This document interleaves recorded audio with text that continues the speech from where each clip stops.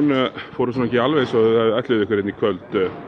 Eitthvað svona sem þú getur sett puttan á sem var ekki að virka? Mér fannst þið bara betri en við þessum leik, bara heilt yfir. Við vorum daufir alveg frá byrjun og náðum bara ekki stoppað. Það var bara ekki flokknað af það.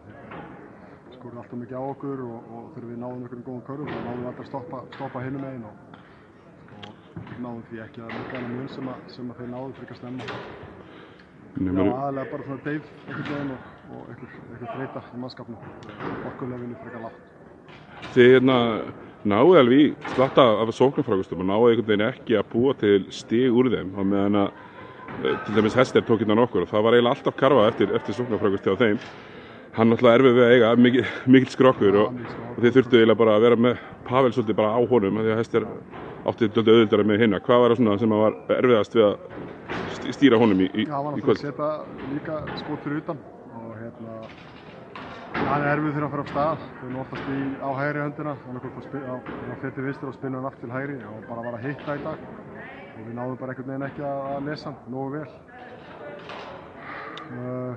Já, bara mjög erfiður og hinni voru náttúrulega líka að hitta vel og það var svona bara heilt yfir.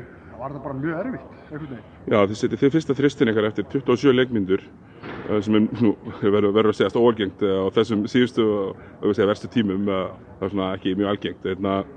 Voru þeir að gera eitthvað sérstaklega til að stoppa það? Þið voru ekki búin að taka nema 10 heldur á þeim tíma. Við skutum alveg mörgum opnum skotum sem fór ekki niður í kvöld og það var náttúrulega mikið af sóknarfrákustum í boði. Það voru við með mikið af þeim. Boltinn fór oftast út aftur og svo skutum við á körna og það var oftast klikka. Þannig að já, bara mættum. Ég var ekki mættur í þennan leik.